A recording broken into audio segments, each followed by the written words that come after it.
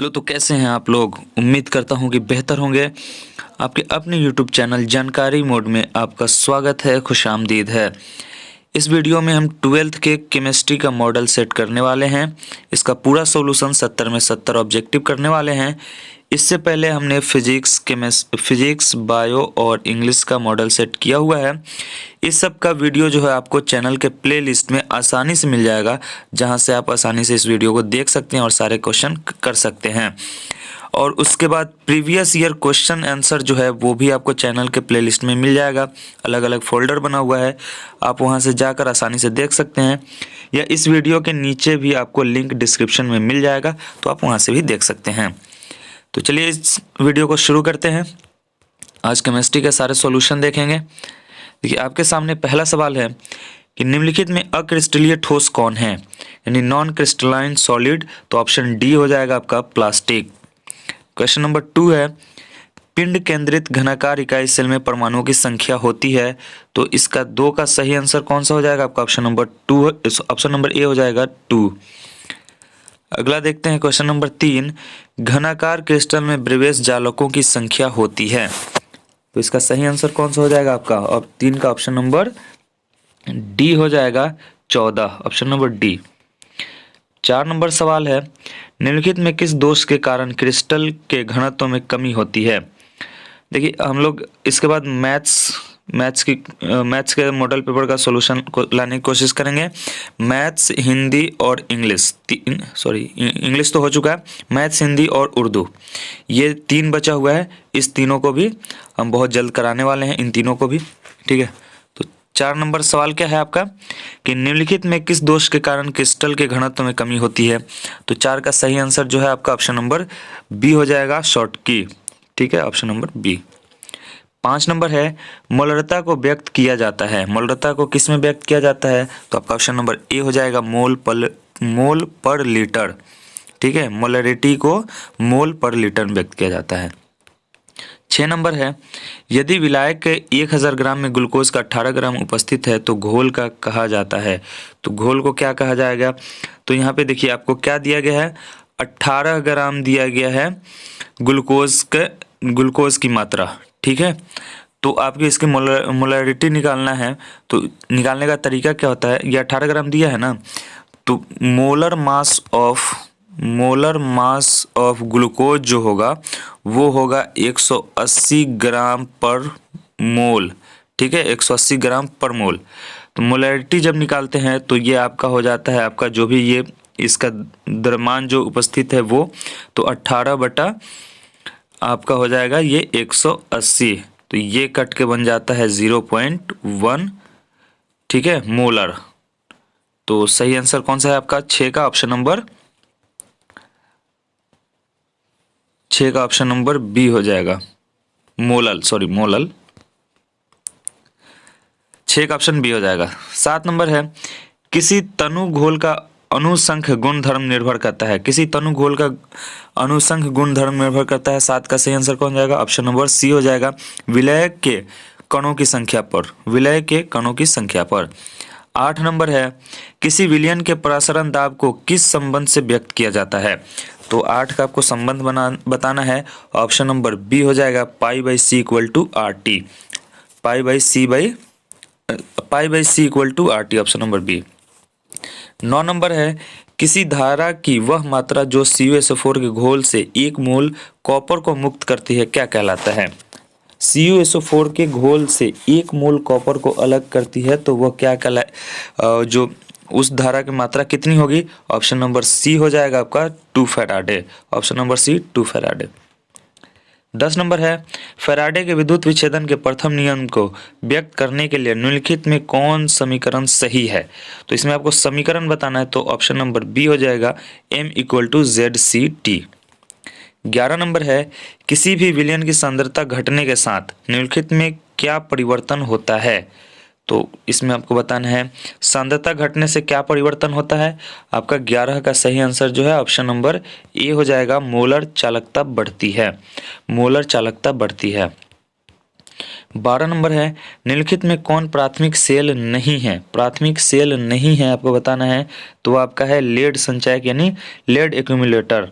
Option number D सही हो जाएगा। अगला सवाल है 13 नंबर, निम्नलिखित में कौन कारक अभिक्रिया दर को प्रभावित करता है?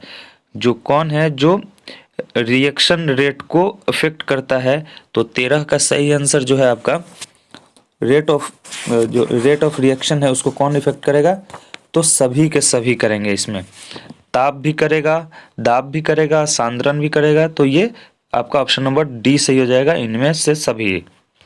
14 नंबर है, शून्य कोटि अभिक्रिया के लिए वेग स्थिरांक की इकाई है।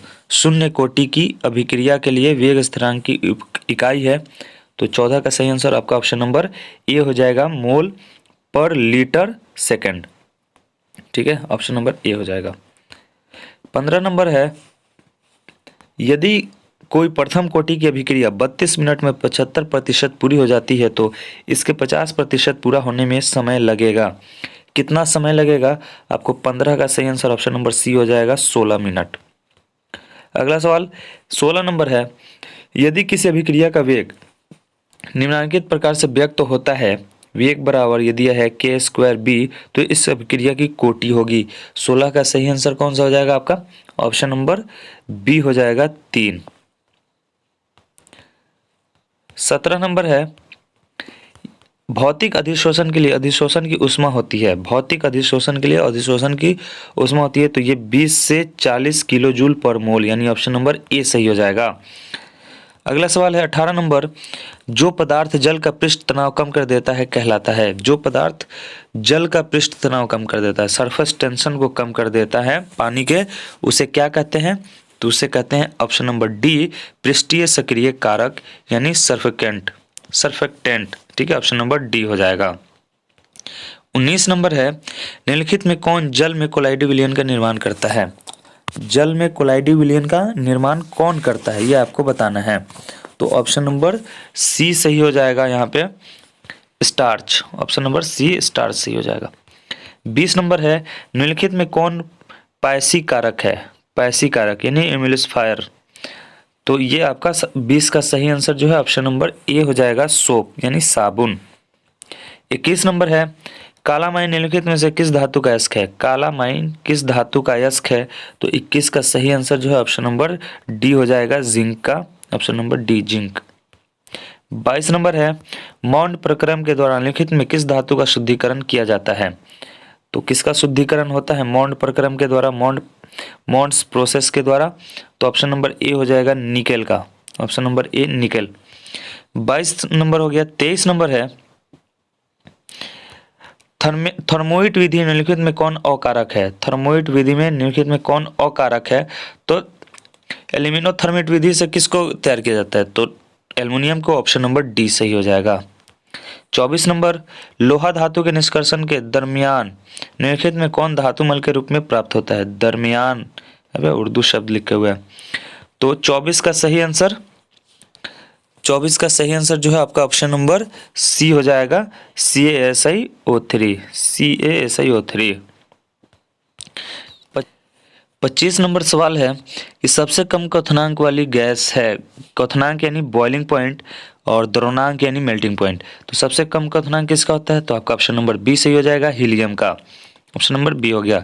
26 नंबर हो गया, निम्नलिखित में कौन हाइड्रोजन बंध नहीं बनाता है? तो ये बनाता है, ये भी बनाता है, ये भी बनाता है। ये आपका HCl सही हो जाएगा, ऑप्शन नंबर सी। 27 नंबर है, ऑक्सीजन और ओजोन है। ऑक्सीजन और ओजोन क्या है? तो 27 का सही आंसर जो है आपका ऑप्शन नंबर सी हो जाएगा, अपरूप है यानी एलोट्रॉप्स। कार्बन के कितने अपरूप होते हैं? तो कई सारे हैं कार्बन के अपरूप, जिसमें हम हीरा, ग्रेफाइट और फ्लोरीन वगैरह देखते हैं। ठीक है। 28 नंबर है, निम्नलिखित में कौन द्विभाषमिक अम्ल है? द्विभाषमिक अम्ल है डाइबेसिक एसिड। तो 28 का सही आंसर जो है ऑप्शन नंबर ए हो जाएगा, H3PO3। 29 नंबर है, संक्रमण तत्वों का स्थान आवर्त सारणी के अंतर्गत है। संक्रमण तत्वों को कहाँ रखा गया है? तो ये संक्रमण तत्व जो होते हैं वो आपको 3 से लेकर 12 तक वाले होते हैं, और 3 से 12 तक के तत्व जो होते हैं उन्हें हम कहते हैं कौन सा ब्लॉक? इधर 1 से 2 तक डी ब्लॉक में हो जाता है, और नीचे जो 2 होते हैं लेंथेनाइट्स और एक्टिनाइट्स, उन्हें F ब्लॉक कहा जाता है। तो 29 का सही आंसर जो है ऑप्शन नंबर सी हो जाएगा डी ब्लॉक में। 30 नंबर है, निम्नलिखित में कौन संक्रमण तत्वों का युग्म है। अब इसमें संक्रमण तत्वों का युग्म भी बताना है। तो देखिए सोडियम तो पहले में जाता है तो ये होगा ही नहीं, ये युग्म हट गया। मैग्नीशियम और एल्युमिनियम ये भी नहीं होगा क्योंकि एल्युमिनियम 13 में चला जाता है, ठीक है। सल्फर और फ्लोरीन ये भी नहीं होगा, फ्लोरीन वर्ग 17 में आता है। कॉपर और आयरन, तो आपका सही आंसर जो है ऑप्शन नंबर डी हो जाएगा। 31 नंबर सवाल है, क्रोमियम Z24 का इलेक्ट्रॉनिक विन्यास, ठीक है। इसका इलेक्ट्रॉनिक विन्यास बताना है आपको क्रोमियम का। तो इसका इलेक्ट्रॉनिक विन्यास जो होगा आपका, आपने जैसे मैट्रिक में पढ़ा होगा कि ऐसे 288 करके निकालते हैं, लेकिन ये जो होता है ये एक अपवाद होता है। इसमें आपका जो सही इलेक्ट्रॉनिक विन्यास जो होगा ना, 31 का सही आंसर जो है ऑप्शन नंबर बी होगा। देखिए ये ऑर्गन तक तो हो गया, 2 8 8 यहाँ तक ये ऑर्गन हो गया, तो ऑर्गन, और ये 3D5 4S1 होगा। वैसे होता कैसे है 4S2 और 3D4 इस तरह से होता है, लेकिन चूंकि डी ब्लॉक में 5 उप सेल होते हैं, उप कक्ष होते हैं, ठीक है, सब सेल जिनको कहेंगे। तो ये 5 होने के कारण सब में एक, इसमें एक, इसमें एक और एक इसमें, आधा आधा ही भरा, ये वाला पूरा खाली ही रह गया। इस वाले ब्लॉक में क्या होता है कि 2 इलेक्ट्रॉन मिल जाते हैं और ये पूरी तरह से स्टेबल हो जाता है, स्थायी बन जाता है। तो अगर इसमें से एक इलेक्ट्रॉन निकल भी जाता है ना, तो ये आधा भरा हुआ भी उतना ही स्टेबल होगा जितना कि ये पूरा भरा हुआ होता है। तो इसलिए एक इलेक्ट्रॉन इस वाले ब्लॉक से निकल के डी वाले के जो एक खाली रह जाता है आधा भरने से, उसमें चला जाता है। तो और इसको भी ये आधा भर जाता है जिससे ये भी स्टेबल हो जाता है। तो इसलिए ये कितना हो जाता है आपका 3D5 और 4S1, इसलिए ऑप्शन नंबर बी सही हो जाएगा। 32 नंबर है, निम्नलिखित में किन तत्वों में 4F कक्षों में इलेक्ट्रॉन क्रमबद्ध रूप से बढ़ता है। तो 32 का सही आंसर कौन सा हो जाएगा आपका। 33 नंबर सवाल है कि इसमें ये दिया गया है आपका सूत्र, इसमें Fe का ऑक्सीकरण अवस्था है। तो Fe की ऑक्सीकरण अवस्था क्या हो जाएगा, ऑप्शन नंबर बी +3। 34 नंबर है, ये कॉपर का ये सूत्र दिया गया है, कॉपर NH3 ये, तो इसमें प्रसंकरण होता है। तो 34 का सही आंसर कौन सा हो जाएगा आपका, ऑप्शन नंबर सी हो जाएगा DsP2, ऑप्शन नंबर सी हो जाएगा। 35 नंबर है, विटामिन B12 निम्नलिखित में कौन उपस्थित रहता है। B12 में कौन उपस्थित रहता है, तो आपका सही आंसर हो जाएगा ऑप्शन नंबर ए कोबाल्ट। अगला सवाल 36 नंबर है, निम्नलिखित में किस जटिल आयन की ज्यामिति चतुष्फलकीय होती है। ज्यामिति चतुष्फलकीय होगी, तो 36 का आपका सही आंसर जो है आपका ऑप्शन नंबर सी हो जाएगा NiCN4, ठीक है। 37 नंबर है, एथिल ब्रोमाइड की अभिक्रिया सोडियम धातु से शुष्क ईथर में कराने पर बनता है। तो 37 का सही आंसर कौन सा हो जाएगा आपका, ऑप्शन नंबर बी हो जाएगा butane, option number B butane. 38 number सवाल है कि निम्नलिखित में किसका उपयोग निश्चेतक के रूप में होता है, यानी बेहोश करने के लिए किसका उपयोग होता है, ठीक है। तो आपने ये पढ़ा होगा प्रतिस्थापन अभिक्रिया या हैलोजनीकरण, ठीक है, जिसमें क्लोरोफॉर्म बनता है, जो CH4 से हाइड्रोजन के एक एक परमाणु को हटाकर क्लोरीन जुड़ता जाता है, तो इसमें बनता है क्लोरोफॉर्म। आपका ऑप्शन नंबर ए सही हो जाएगा, क्लोरोफॉर्म का उपयोग होता है आदमी को बेहोश करने के लिए निश्चेतक के रूप में, ठीक है। 39 नंबर है, निम्नलिखित में कौन क्लोरल का अणुसूत्र है। क्लोरल का अणुसूत्र कौन सा है आपका, तो सही आंसर जो है ऑप्शन नंबर ए हो जाएगा CCl3CHO। 40 नंबर है, जब CH3OH CH3MgX से अभिक्रिया करता है तो कौन यौगिक बनता है। तो 40 का सही आंसर जो है आपका ऑप्शन नंबर सी हो जाएगा मीथेन, मीथेन बनता है। 41 नंबर है, सामान्य सूत्र जो एल्केनॉल के सजातीय समूह को प्रदर्शित करता है वह है एल्केनॉल। तो एल्केनॉल कौन सा होगा, एल्कोहल वाला जिसमें OH जुड़ा होगा, ठीक है। तो यहाँ पे देखिए CN, आपका ऑप्शन नंबर सी सही हो जाएगा, ठीक है। 41 का ऑप्शन नंबर सी सही हो जाएगा CnH2n+2O। जैसे अगर मान लीजिए हम लिख देते हैं एल्कोहल के लिए CH3 CH2, ठीक है, और OH। तो ये OH जुड़ गया, ये एल्कोहल ग्रुप हो गया ना। और कार्बन आप देख लीजिए, कार्बन यहाँ पे कितना है, एक कार्बन दो कार्बन।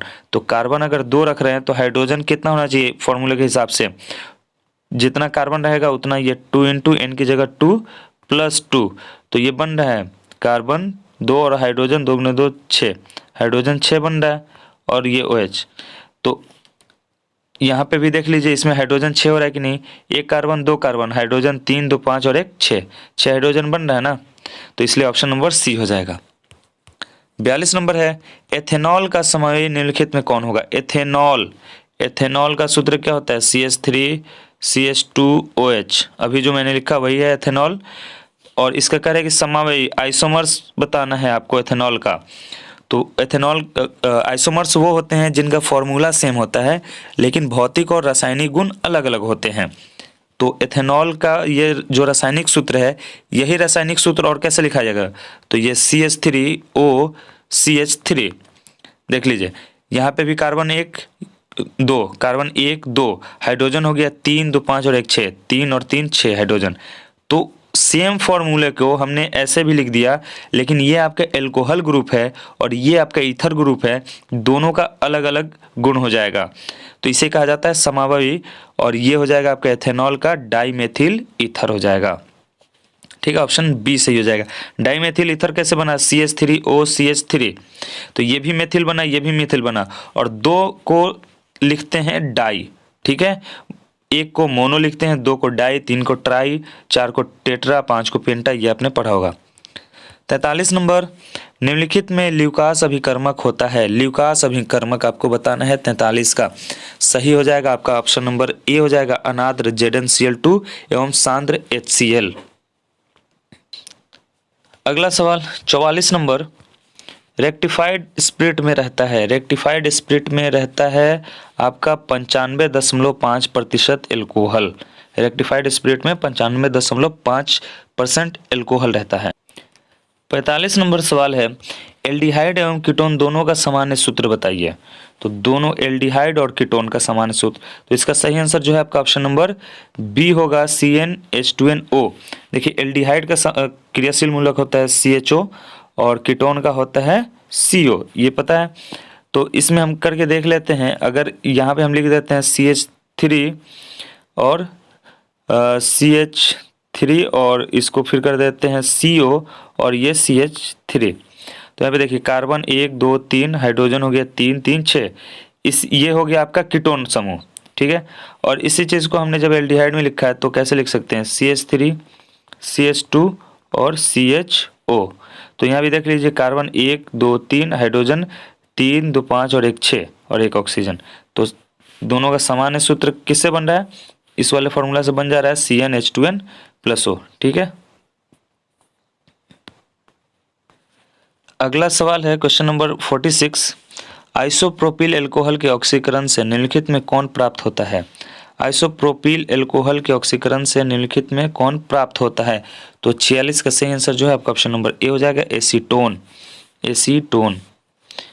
47 नंबर है, कैल्शियम एसीटेट और कैल्शियम फॉर्मेट के मिश्रण को गर्म करने पर निम्नलिखित में क्या बनता है। तो 47 का सही आंसर जो है आपका ऑप्शन नंबर डी हो जाएगा, एथेनल।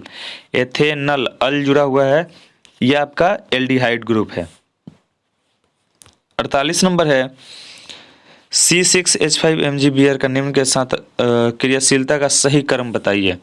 यानी ये जो होगा किसके साथ सबसे ज़्यादा अभिक्रिया करेगा और किससे कम करेगा, वो आपको सही क्रम बताना है।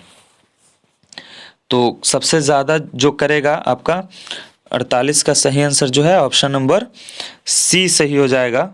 ऑप्शन नंबर सी, सबसे ज़्यादा जो अभिक्रिया होगी वो इसके साथ होगी, उसके बाद आपका इसके साथ और फिर इसके साथ, ठीक है। जिसमें सबसे छोटा चेन रहेगा उससे जल्दी अभिक्रिया करेगा, फिर उसके बाद इससे, उसके बाद इससे।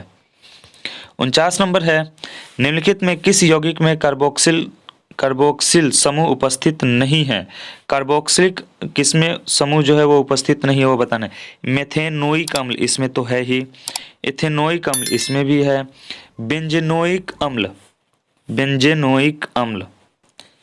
इसमें भी है, क्योंकि ओइक अम्ल ही जुड़ता है कार्बोक्सिलिक अम्ल के नामकरण में।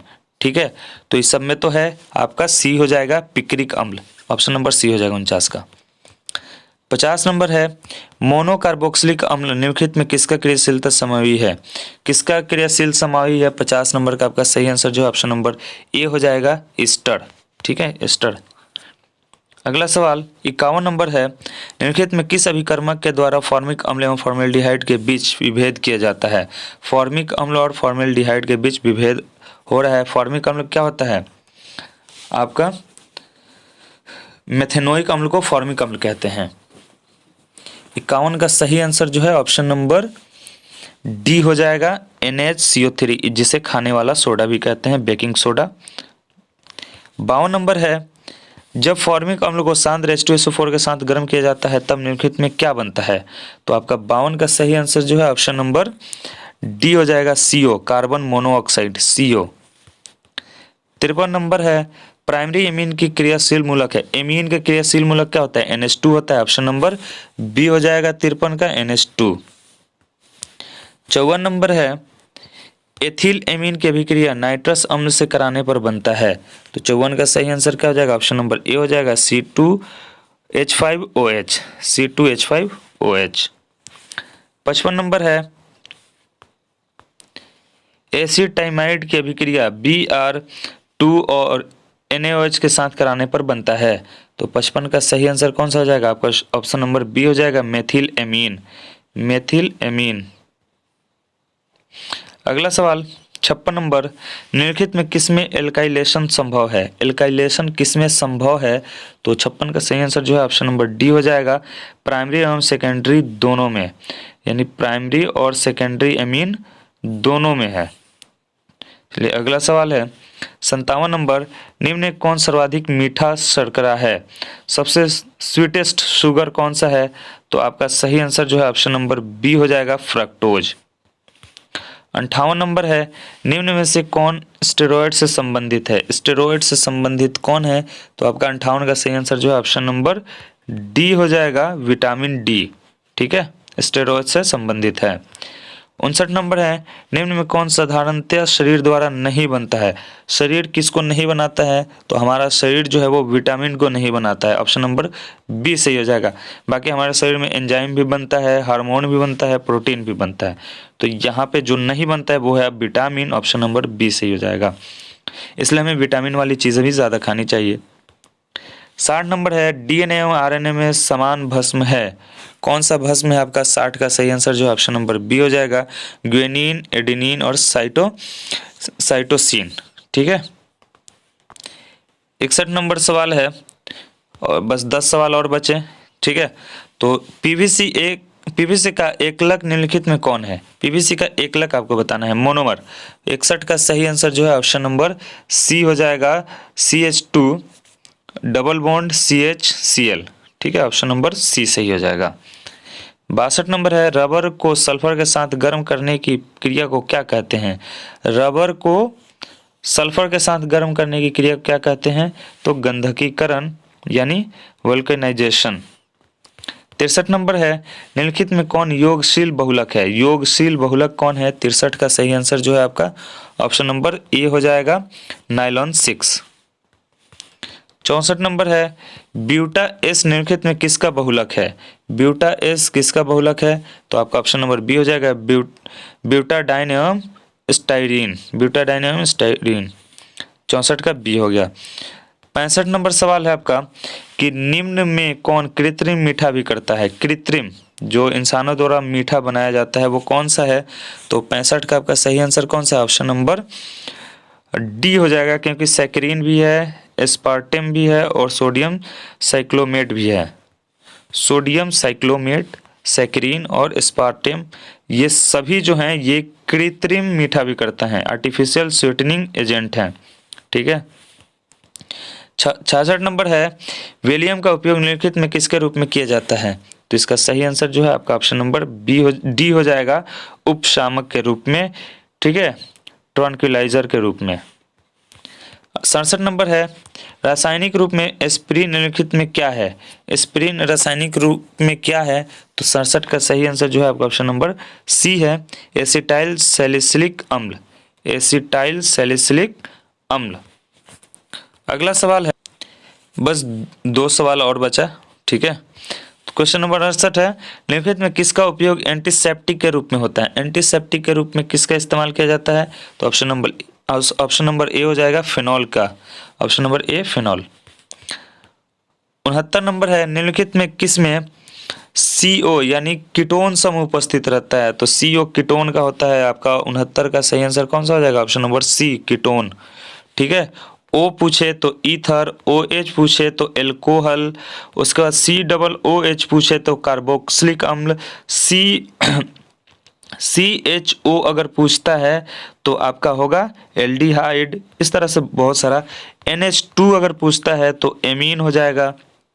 ये सब याद रखिएगा, कोई एक पूछता है, 2 कम से कम पूछता है, क्योंकि ऊपर हमने एमीन वगैरह का किया था। 70 आखिरी सवाल है, निम्नलिखित में कौन टर्शियरी एल्कोहल है? ठीक है, टर्शियरी एल्कोहल आपसे पूछ रहा है, तो 70 का सही आंसर जो है वो ऑप्शन नंबर बी हो जाएगा, क्योंकि एल्कोहल ये भी है, एल्कोहल ये भी है, एल्कोहल ये भी है, एल्कोहल ये भी है, लेकिन यहाँ पे टर्शियरी की बात है। तो देखिए कार्बन के साथ इधर ये 3 कार्बन चेन में जुड़ा है, साथ में अल्कोहल जुड़ा है, तो ऑप्शन नंबर बी सही हो जाएगा आपका। तो ये 70 में 70 केमिस्ट्री के थे। अगर आपको कुछ बताना हो तो आप हमें कमेंट बॉक्स में ज़रूर बताइएगा, ठीक है। और प्रीवियस ईयर क्वेश्चन पेपर जाकर प्लेलिस्ट से ज़रूर कर लीजिए, क्योंकि वो आता ही आता है, मतलब उससे क्या होगा कि आपको पैटर्न पता चल जाएगा, और उस वहाँ पे 2021 का मॉडल पेपर भी पड़ा हुआ है, वहाँ के प्लेलिस्ट से आप मॉडल पेपर भी कर सकते हैं। तो वीडियो अच्छी लगी हो तो लाइक करके जाइएगा, और चैनल पर नए हैं तो सब्सक्राइब कर लीजिएगा। मिलते हैं अगली वीडियो में, तब तक के लिए goodbye, thanks for watching, जय हिंद।